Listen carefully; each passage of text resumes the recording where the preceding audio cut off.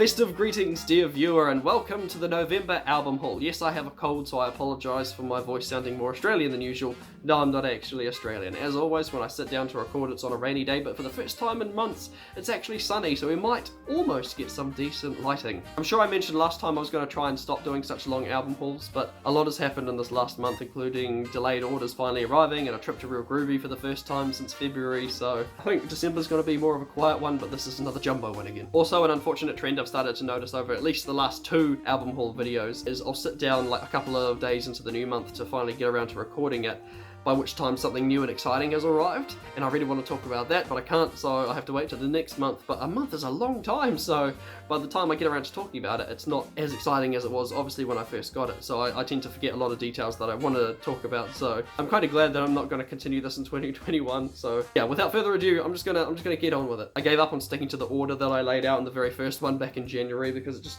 it doesn't really work out having the new releases and then the new copies and pre-owned and all that jazz. But the first one I want to get through, just so it's out of the way, is Bon Jovi's 2020 album. The album's called 2020 as well as the release year. It finally arrived. I ordered this on October the 7th. Actually, that might have been the release date and I ordered it sooner, but 7th of October, pretty sure is when I ordered it, and it arrived on the 20th of November, despite being in other stores in New Zealand like a couple of weeks. So this is probably the last time I'm ever going to buy a CD through Mighty Ape. I like Mighty Ape. I've been with them since 2015 actually, and even before I got my own account I would buy from them through a friend, but yeah, they're terrible when it comes to getting CDs. New Zealand, it's hard enough to get an album on release like most of the time, but for some reason they're always so bad. I've spoken about the album before. It's okay, it's not their best album. I really liked their previous album in 2016. That was like a huge, not necessarily a comeback, it wasn't like commercially super successful, but I really liked that album. This House Is Not For Sale. So this one here, it's alright, there's a couple of lockdown songs on there, it's just an okay Bon Jovi album. Now these are the super exciting albums that arrived like the day I sat down to record the October album haul. I mentioned Saint Motel a couple of times this year. They're one of my new favourite bands. When I got my big paycheck at the end of September and early October, I ordered myself a new release album that also arrived, and you'll see very shortly, and I thought, right, I'm going to treat myself one last time before I start, actually properly saving and just stop spending money on CDs, is I'm going to bulk order Saint Motel. So I got every album of theirs I didn't already have. That includes, oh, the disc just fell out and now it's on the floor. Oh, now they're all on the floor. Their debut EP 4Play, which is 6 tracks of pure awesomeness, and then their debut full-length album, Voya. I think it's called Voya. I'm probably mispronouncing it properly. Now this just starts their cool trend of actually going above and beyond, putting extra effort into not just their music and music videos, but the album itself. See, the album cover has actually got like a blue eye and a red eye, like the pupils are different colours. But the actual CD itself, there's like a little scissors, like little icon there, so you're supposed to cut it out or just pop it out of the album, and then it's got the eyes underneath. Just this weird little extra detail that I found so cool. So if you cut that out, or even I think you just like peel it out, it reveals the eyes for the album cover, but I don't want to damage it. And note to self, or to anyone else out there that ends up like considering getting this album, the little card in there, that's not a booklet, that's just got the 2 colours on there. So if you're going to buy Saint Motel's debut album, don't take the card out of it. And then of course the My Type EP, My Type being one of their songs that finally, got big on like Spotify and YouTube and everything, so it's one of their biggest singles, and they released an EP to accommodate that, so it's got 4 tracks on here. I also really enjoy Ace in the Hole. I should probably be talking about some of the songs I like on these, but the video is going to be long enough as it is, so you'll just have to trust me. I of course already had their Saint Motelevision CD, so that pretty much completes the main albums. Now these 2 very awesome things, these 2 that you can see in the video thumbnail, they are like the ultimate satisfaction for any physical CD collector. I'm pretty sure that's a thing. I hope there are other physical CD collectors out there, it's not just me.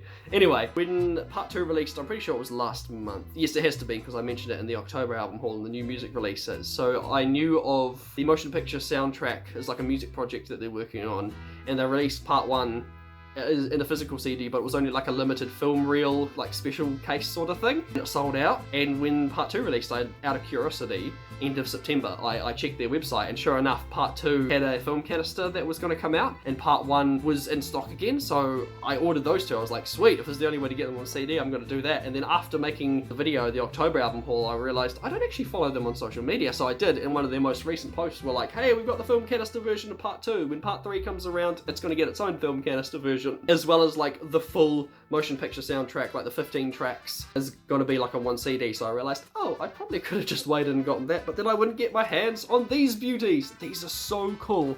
So obviously they're just tins, but like aesthetically, that is so cool. They've got like the little checker mark.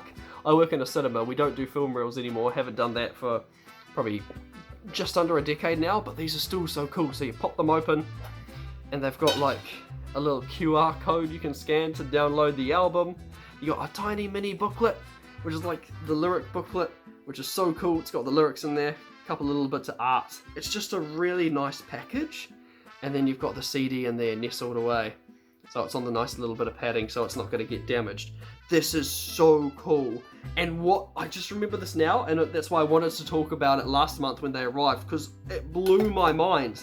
There are special like musical transitions between the tracks that aren't on YouTube or Spotify or any of like the music streaming platforms, because straight away, I know I should have started from the start, but I immediately put on part 2 because I was listening to Slow Dance and Preach and A Good Song Never Dies, and so I put it in.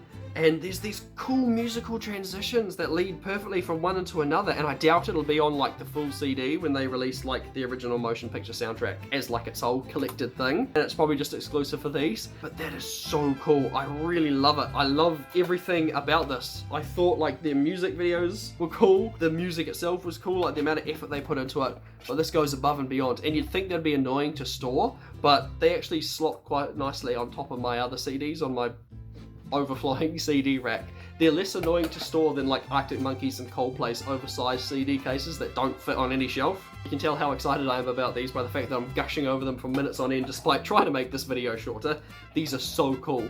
So yeah, all that was basically just dedicated to a little bit of Bon Jovi and Saint Motel. They're a great band and these are so cool. I seriously recommend like picking these up if you happen to be a fan of Saint Motel. Man, Saint Motel, Tame Impala, Holloway Holiday, it doesn't take much to make a cool physical album. Speaking of cool physical albums, and I figure while we're still in technically the new release area, the other new release I got this month was, I don't know how, but they found me's Razzmatazz, their first full-length album. It is nowhere near as awesome as their original EP, which I love to bits. Every song has got great variety on it.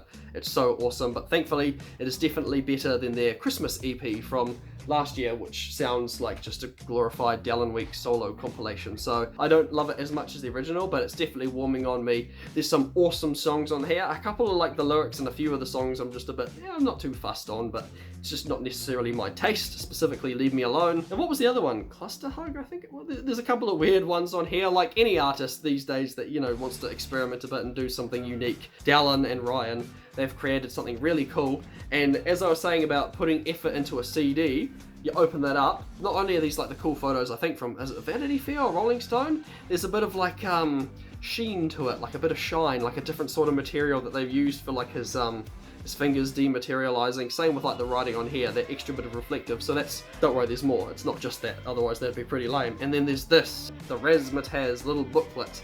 I took the sticker off the CD and put it on here because it's one of those ones where you have to peel it off, throw it away. And unlike the Gorillaz one, they've made it so you can actually peel it off and keep it if you want. Whereas the Gorillaz track list, you know, that's gone forever. And so they've laid it out like it's, I don't even know what this is. I was born in 95 and yet I still don't understand what this is referencing. Something very old, so it's got like a bunch of cool print on there. I don't actually know how to explain it, but it's like, Mr. Chairman, the 2 latest subjects recruited as candidates for the Razzmatazz initiative are proven most promising.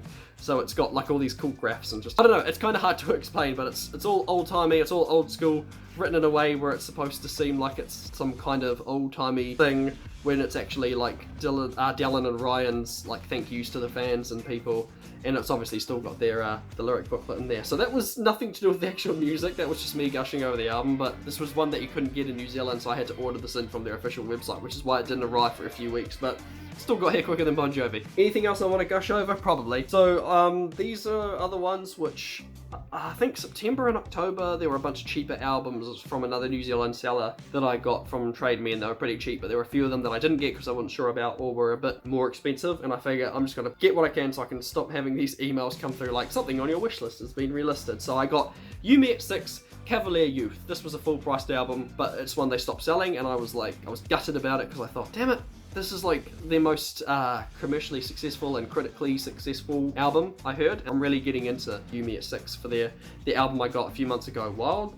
Wild Ones, is it? I can't remember, I can't be bothered getting off my butt to check, but this one apparently has a deluxe edition, which I only found out a few days ago when I was trying to think of gift ideas for me for Christmas, and Tamsin saw on Real Groovy they had, hey, it's Cavalier Youth Deluxe Edition. Well, I've got the standard edition, so I'm happy with that. Haven't had a chance to listen to it because I've been too busy listening to their other album, and of course, Sucker Punch. I can't wait for that one to come out. Next up is Jimmy Eatworld. Haven't had a chance to listen to this one too. This was, these are going back to being the cheap albums as well. I liked Jimmy Eatworld back in the day. I know a lot of people aren't a fan. They were gonna be one of the bands opening or supporting My Chemical Romance when they came here in March before the world ended. I always liked The Middle growing up. That was one of my favourite songs from Rock Band Unplugged, the portable PSP game. Rock Band on the go. Oh. You can tell I haven't got these in any particular order because this is one that I forgot was sitting here that I ordered ages ago during the Black Friday sale, and it's finally arrived. It's One More Light by Linkin Park. I know this album wasn't particularly favoured by fans, similar to A Thousand Suns, I think it's called. But of course, with the tragic passing of Chester, now it's like their last album and fans love it now. Which is always sad when that's the thing. Obviously it was a tragedy and it's really just heartbreaking, the whole Linkin Park situation now and how a lot of the fans are unfortunately reacting to the band's, like the remaining band members' choice to move forward or not. It's yeah, I've seen a lot of just debates on Twitter and YouTube comment sections, you know, the internet as you do. Haven't listened to this one yet either because this actually arrived not too long ago, but I really liked Heavy, the song that was on the radio every 5 minutes. It was basically a pop song featuring Kiara, I think it's Kiara. So that's another one that I need to get around to listening to. As a matter of fact, I haven't listened to any of the other Linkin Park albums except for Hybrid Theory. Probably shouldn't have got their entire discography all at once, but hey, what can I what can I do? I love my discographies, I love listening to CDs. This one may be cheating, and for a band I love so much, I prefer not to get like the dual things. I had like the Fall Out Boy Infinity on High and Foliage U twin pack from like the warehouse, and now I own them all on individual CDs anyway, but I got Blink-182, the Take Off Your Pants and Jacket, and Enema of the State twin pack, because it's the only way I could get a hold of these. I couldn't get them, and I know that the Take Off Your Pants album, I know that has like 3 different versions of like bonus tracks that you can get, so there's no way to get like all of them on one album as far as I know, but that's just the plain one. So maybe one day I'll get the Take Off Your Pants album. And finally, just so I could complete my Blink-182 discography, at least until I can track down Buddha, I got Dude Ranch. Nothing much to say about this one. It's pretty much an extension of Cheshire Cat to me. Cheshire Cat? Cheshire? Who's the drummer on this one? Also, I can't even tell you off the top of my head if this is Scott Raynor or Travis Barker. And yeah, I've listened to this one more than I have Enema of the State, so go figure. I'm still really digging Blink-182. I was going to save these for last, because I literally got them just like 2 hours ago, but I was in the warehouse, they had like 2 for $10 CDs, and I saw these, and I had to pick them up. So I got the second album by Australian band 5 Seconds of Summer. Sounds good, feels good. And well, now I've got 2 copies of these, as you'll see later. But this is a brand new copy, just the standard edition with 15 tracks on it. Getting into these guys has been a weird experience listening to their first 2 albums, which are like punk rock kind of early, not punk rock, pop rock, kind of aping a little bit of One Direction's sound, but also putting their own spin on it. Like when their very first release has All Time Low and Blink-182 covers on it, you know they're not just a One Direction wannabes. So that equates to about $5. And the other one I got was We Love Disney. Now, fun story, this has been on my wish list for years, since at least 2015 when I got to Fall Out Boy, because there's a Fall Out Boy song on here. It's the monkey song. You know, do-do-do, I wanna be like you. Oh, there's 2 CD sleeves in here, that's weird. Oh my goodness, look at everybody. Go away, Ariana Grande. There they are, Fall Out Boy, in all their American beauty, American psycho glory. I can't get it fixed or whatever. Here I am, Mr. Take Care of Your Physical Media, and I'm just tossing it to the side. Anyway, this has been on my wish list for so many years. I thought about getting it back in the day when it dropped to like $20 because it was a full price album, and in the end I couldn't justify spending $20 to $25 on an entire album of, in my opinion, like subpar covers. Like there's a lot on here that I just find a bit, yeah, not a fan of. There's a few good ones, mostly Fall Out Boy, but yeah, $25 just to get one Fall Out Boy track, wasn't into it. And then that became one of the CDs similar to like the Terminator 2 soundtrack, and funny enough, American Beauty, American Psycho, where it went from being, you know, regular price to now $38 special imports. I have no idea why they did that, but now I own it, so I can listen to I can listen to Patrick Stump's unique line in It's a Small World. If you're a Fall Out Boy fan and you haven't heard It's a Small World by a lot of the collaborators in this music project, then I recommend giving it a listen. It's not a Patrick Stump you want to hear. Right, if my block nose voice hasn't annoyed you enough already, then it probably will now. I'm just gonna quickly breeze through these because this is my Real Groovy album haul, pretty much. Now, for the 2 people out there who don't know what that is, Real Groovy is a music shop in Auckland that used to be a brilliant 3-story place and is now just a generic building, but they've still got the same amount of stuff, like stock-wise, and great staff.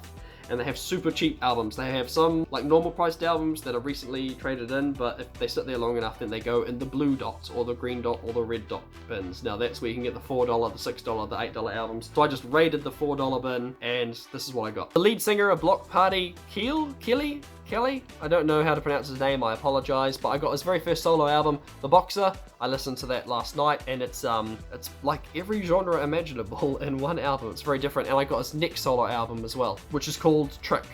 Haven't had a chance to listen to it yet, obviously. I like Block Party enough though, so I should enjoy that as well. I got the first album of Muse called Showbiz. Now this is an album I've had again on my wish list for a couple of years. I didn't want to get a pre-owned version because I have all the other ones brand new, but after my order for the Origin of Muse box set got cancelled, like they couldn't get stock for it, I was like, forget it, I can't be bothered waiting around to get a hold of it, so I just got that while it was $4. And also Harp, H-A-A-R-P. Live from Wembley Stadium. I don't know why they didn't just call it that. This is the cool 2-disc version where it's got the CD and the DVD. A lot of live versions, for some reason, like live versions of albums, they don't have the DVD bundled with them, which I don't understand. Like, why are you charging me full price for a live CD without the DVD? Maybe it's just me. So that essentially completes my Muse discography, like the main studio albums. Obviously Harp is a live album, and I know there's like Hullabaloo, which is a film soundtrack, but I haven't listened to that, and I'll probably get around to getting it one day if I find it in the $4 bin. Ah yes, back to the punk rock. I got Cardiology by Good Charlotte. Is that it? Cardiology? I don't even know the tracks on this one. I just know it's Good Charlotte, and I've got a few Good Charlotte albums this year, so $4, can't argue with that. I was lucky to see this one. They had a couple of this particular band's albums, but they were in like the $12 section, and I didn't get any of those ones. And then I saw this one for $4. So I got Louder Now by Taking Back Sunday, which has Make Damn Sure and Liar on this one. Oh, Liar, It Takes One to Know One. And you know, Make Damn Sure, that's epic. So while I was hunting through the thousands of $4 albums, I just played a couple that I saw, like just in my earphones for the free Wi-Fi, which is how I ended up getting Them Versus You Versus Me by Finger 11. I know them from Paralyzer. It was one of my first favourite Guitar Hero songs, and Paralyzer's the first track of this album. So I got that album. I listened to it while I was looking through all the CDs, like just through YouTube Music on my phone, and was like, yeah, it's cool, I'll get that one, $4, nice bit of rock in the background. And the second to last one I got was Tyrannosaurus Hives by The Hives. They're the bands that did Tick Tick Boom, which was one of my favourite rock band songs and still is to this day. One of my favourite Guitar Hero and one of my favourite rock band songs. This one doesn't have Tick Tick Boom on it, but I listened to it again, you know, free Wi-Fi while I was looking through all the CDs, and it was cool. I figured why not have like a couple of just rock albums you can, or even just pop rock, punk rock, any kind of rock you can just chuck on in the background and not listen to too seriously, but just enjoy enjoy the music. I swear I keep overcomplicating these videos when they don't need to be. And finally, in the $4 bin, I got Torchwood, Everyone Says Hello. BBC Audio, they used to do all these like audio dramas, you know, before audiobook was a thing. You could just, you know, listen to these Doctor Who and Torchwood stories, so $4 I figure, why not, I'll listen to some Torchwood. Torchwood of course being the spin-off of Doctor Who. It's probably the better one out of, you know, Class or Sarah Jane Adventures. And finally, in the album haul, a couple of discography completers. One Hot Minute Australian Tour Edition by the Red Hot Chili Peppers. I have every single one of their albums, like new copies rather than pre-owned, but I could not for the life of me find a new copy of this one. And I just got tired, and when I saw the 2-disc version with like a bonus DVD, I thought, you know what, I'll just get that one so my discography is complete. And now this one here, under any other circumstances, I wouldn't pay full price for a second-hand album, but Sounds Good, Feels Good by 5 Seconds of Summer. Now, you're probably wondering, like, didn't you just show us that one? Well, that's the one I got today, because I still like my new albums rather than pre-owned, but I couldn't turn this one down. You might be wondering why, what makes this one so special? Not only is there a bonus DVD, but this is the Japanese edition. Now for anyone that isn't like a big music fan, or even music fans might not know, but like CDs, album collectors and lovers should know that like the Japanese bonus track, the elusive Japanese bonus track. For those who don't know, Japan have some kind of extraneous tax on CDs or just albums in general, so it ups the price in Japan. I think I remember reading, this is like years ago when I first started buying CDs, and that's when I discovered the Japanese bonus track. So more often than not, bands and musicians, artists will include like something special for the Japanese release of the album because they have to pay so much for the tax or to get it in. Now, a lot of bands that I like, a lot of pop stars, not as much, but like some indie artists and my pop rock, my punk rock, like my straight up rock bands, like All Time Low, Fall Out Boy, Blink-182 as well, and of course 5 Seconds of Summer, they do the Japanese bonus track where they'll have like an extra track on there. For example, last year's Blink-182 album 9 had Get You Out of My Head, I think it's called, so that was like the Japanese bonus track, and this year's Wake Up Sunshine by All Time Low had Hate That For You, which wasn't on the album, but you know, you could find it afterwards. It's weird. Basically, take your favorite album, just look it up on Wikipedia and see if it has a Japanese bonus track, and it doesn't even always show up on Spotify or like the artist's official YouTube channel, but you search it and someone out there would have uploaded it. My favorite memory, I think, was Bloom, Troye Sivan's album from a couple of years ago. There were 2 songs. One of them I think was called Running Shoes, and for some reason the person that had the Japanese album didn't upload one of the songs, so like all the fans were like, please upload the other one, please upload the other one. It's just like a really cool thing, something that I'd never expect to see. You could probably like pay crazy amount to import a Japanese version of an album so you could get the like the bonus track with the deluxe edition like extras and all that sort of thing, which is ironic considering they have to pay the tax to get it into Japan, and then you're paying extra to get the Japanese version out. Anyway, so I saw this there, and it's got the Japanese bonus track on it. And I know I'm still like new to 5 Seconds of Summer and haven't listened to their early stuff much, but like I couldn't pass down the opportunity. That's so cool that I found like a Japanese version of an album. I say all this, I'd hate to think that it's actually quite common and it's just something they printed off all of them, but oh no, because put my gloves back on so I don't smudge all the CDs. It's got the 5 Seconds of Summer Japan Club, and it's got like the Japanese lyrics written in there. So it's like a genuine Japanese import. I wonder if like a super fan got that imported years ago and then traded in. I have to wonder how some of these things get traded in. While I was in Real Groovy, I saw Fall Out Boy's second album, From Under the Cork Tree, signed by all 4 members of the band for $100. I'm like, oh, I'd love to have it signed by them, but you know, then I would just have a CD that I've already got. I wouldn't have a cool story to tell like my my Wonderful Wonderful Killers album where I'm like, hey, I met Brandon Flowers and got him to sign it. It's just like, yeah, I paid $100 to have a signed CD. Anyway, new music highlights for the month. Hey, really quickly before we jump into the new music highlights, 3 quick things that I completely forgot to mention for whatever reason. First up, Lil Uzi Vert's smash hit 2020 album Eternal Take is finally available physically, so you can get yourself the CD and probably a vinyl, as well as the deluxe edition, which includes the Lil Uzi vs. The World Part 2 mixtape, which is just as good, if not better, according to many critics and fans, including my partner Tamsin, who is a diehard fan. He also informed me that in the month of November, he released a collaborative album along with Future. Apparently it's not as enjoyable because it's hard to enjoy an album when you really enjoy 50% of it, and then the other artist you just don't really care for. Second thing I forgot to mention was Health Club released a new song, which is really cool, and I'm enjoying that one. They did a collaborative effort with Foley a few months ago. That's how I know of them. And yeah, it's like a cool, unique sound. I quite enjoy Health Club. I'm going to have to listen to some other of their songs and yeah, look forward to the future ones they release. And finally, the big one that I have no idea how I forgot to mention it, and what prompted me to record this because it's that big of a deal, is the All American Rejects released a track called Me vs. the World, and it's so good.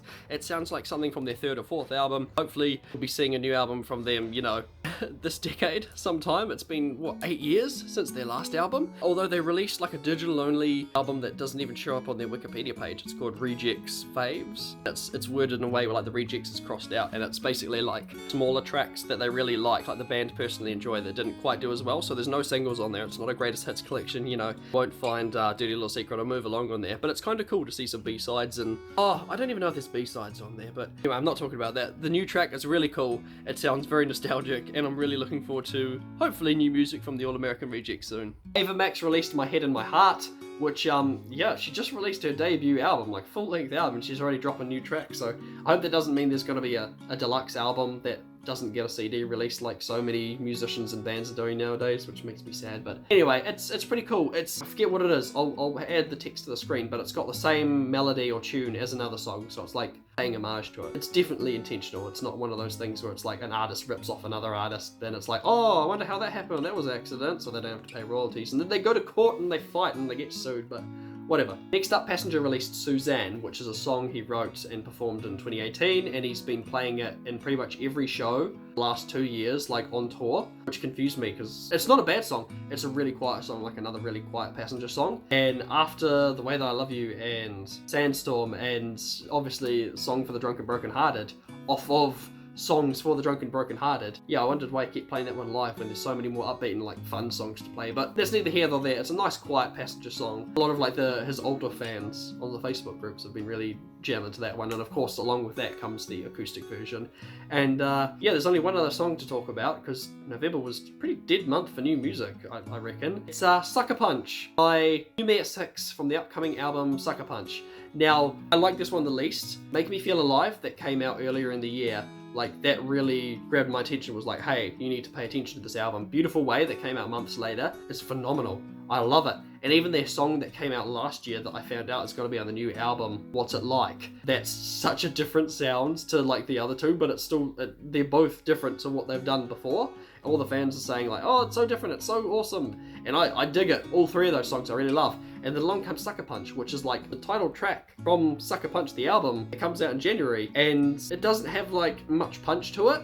It's like a fairly generic song, you know, where it's like the same guitar strum through a lot of it, like the same beat. It's repetitive, right? It's the same line repeated 4 to 8 times. I think at the end they repeat it maybe like 10 times just in a row, you know, like you're waiting for a dubstep song for the bass to drop. Well, in this case, you're waiting for a rock song. It feels like it's building up something, but then you realize it doesn't, because it's kind of like the way it's mastered, like in the mix. It sounds so pretentious, but the way the music is when you're listening to it, like it feels like it's building to something. He's strumming away, the drummer's doing the same thing, he's singing the line over and over again, so you're waiting for it, you know, repeat a certain number of times, and then it hits you with like a really big, like the bass riff comes in and it changes, because that's kind of like what happens with Make Me Feel Alive, especially Beautiful Way. You know, it builds, there's this quiet moment that starts building up, and then it like hits into it, and it's really good. Actually, What's It Like does that too. Yeah, all 3 songs. I know, you know, singles are going to be different to like just other tracks, but this one has a music video. I'm rambling at this point. It's not my favorite song, but I'm still looking forward to the album. Thank you all very much for watching this video. I've gone on for way too long, especially while I'm sick. If you've sat through, what is this, 20-30 minutes of me just rambling, then thank you so much. It means the world to me. But these videos aren't getting any views anymore, so I'm not going to do them anymore. I wish I could just like make a really short version of them and just, you know, quickly list off things, but I can't, because I sit down and I have things to say and things to talk about. This is why I don't make unscripted videos anymore. Nevertheless, I thank you all very much for watching this. By the time this comes out, we'll definitely be partway through December, so enjoy the festive season, everyone. I hope the commercialism doesn't get to you, because I still find Christmas a very wonderful time, you know, spending time with your loved ones, people you care about. Even if you can't be there with them physically, just let them know that you love them and you're thinking about them in this tough time, because it's been a crap year for everyone. So I thank you all very much for watching. I'm going to go lie down because I'm sick. And I'll see you in 2021. Unless I make a couple more comedy skits before then. Well, let's end this crap year, shall we? Catch you guys next time. Man, Saint Motel. Oh no, don't fall. I'm going to have to pull the whole damn shelf unit out just to get that out. Right.